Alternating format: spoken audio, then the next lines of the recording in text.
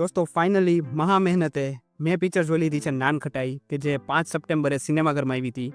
ખૂબ જ ઓછા શો છે અને ઓછા શો હોવાના કારણે લોકો પણ એ પિક્ચરને જોવા બહુ વિચારીને જાય છે.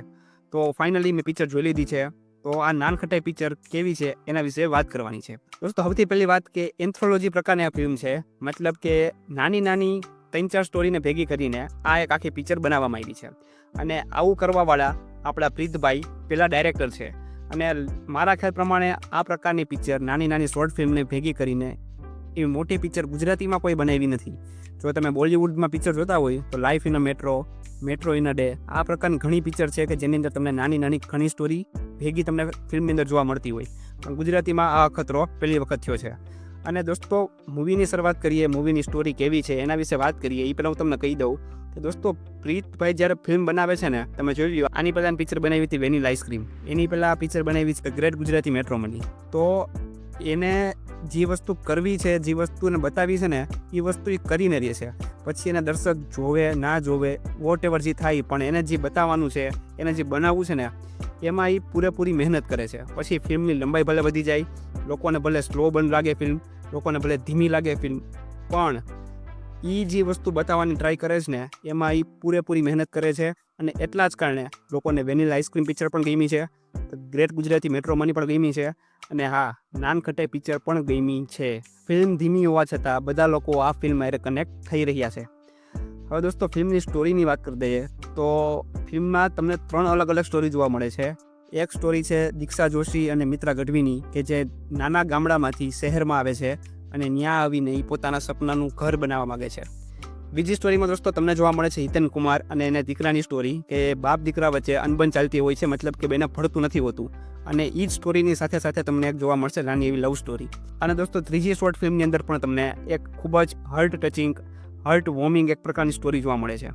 તો દોસ્તો આ ત્રણેય સ્ટોરી જે રીતે બતાવવામાં આવી છે, જે રીતે પ્રેઝન્ટ કરવામાં આવી છે, તમે ડેફિનેટલી ફિલ્મ ધીમી હોવા છતાં બધી જ સ્ટોરી એને કનેક્ટ થઈ જાઓ. હવે દોસ્તો આ ફિલ્મ કોના માટે છે અને કોના માટે નથી, કારણ કે આ એવી ફિલ્મ છે કે ડેફિનેટલી બધા લોકોને નહીં ગમે.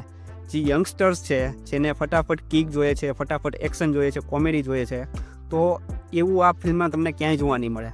આ ફિલ્મ સિરિયસ પબ્લિક છે. આ ફિલ્મ 30+ જે લોકો છે, 28+ લોકો છે કે જે પૈસા કમાવા લાગ્યા છે અને પોતાના સપનાના ઘર વિશેના સપના જોવે છે.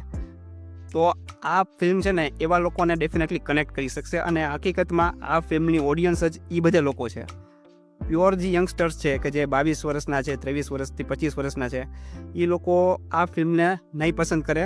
આ ફિલ્મ એના માટે છે પણ નહીં. પણ દોસ્તો ટ્રસ્ટ મી, આ ફિલ્મ એક વખત તમે જોવાનું ચાલુ કરી દેવો તો ફિલ્મ લાંબી હોવા છતાં, થોડી તમને ધીમી લાગવા છતાં, આ ફિલ્મ તમારા દિલની અંદર રાજ કરીને જાય. અને આ તો જાદુ છે પ્રીતભાઈનો. પ્રીતભાઈ જે ફિલ્મ હાથમાં લે છે ને એની અંદર એવો જાદુ કરે છે ને ભાઈ, કે દર્શકોને મંત્રમુગ્ધ કરી દે છે. પોતાના સ્ક્રીન પ્લેથી, પોતાની રાઇટિંગથી, અને પોતે જે રીતે રાઇટ કરવું છે એ પ્રમાણે કેરેક્ટરને એક્ટિંગ કરાવીને. તો ભાઈ હેડ્સ ઓફ છે પ્રીતભાઈ. આવા નવા ખતરા કરતા રહેજો, અમે તમારી સાથે છીએ. કારણ કે ગુજરાતી સિનેમા હવે વર્સ્ટ લેવલ 2 જેવી થ્રિલર પિક્ચર બનાવે છે, હું ઇકબાલ જેવી સસ્પેન્સ પિક્ચર બનાવે છે, બ્રાહ્મણ શુભચિંતક જેવી માઇન્ડ બ્લોઈંગ પિક્ચર બનાવે છે, અને વેનીલા આઈસ્ક્રીમ, તો ગ્રેટ ગુજરાતી મેટ્રોમની અને નાનખટાઈ જેવી એન્થોલોજી પિક્ચર પણ બનાવે છે. તો ભાઈ તમે જે આ ટ્રાય કરી છે, જે અખતરો કર્યો છે ને, એના માટે તમને સેલ્યુટ છે. બાકી દોસ્તો તમે તમારી ફેમિલીને લઈને પિક્ચર જોવા જાજો. પિક્ચર તમને ગમશે. પિક્ચરના ડાયલોગ પણ ખૂબ જ સારા છે કે જેની તમે આરામથી રિલેટ થઈ શકશો.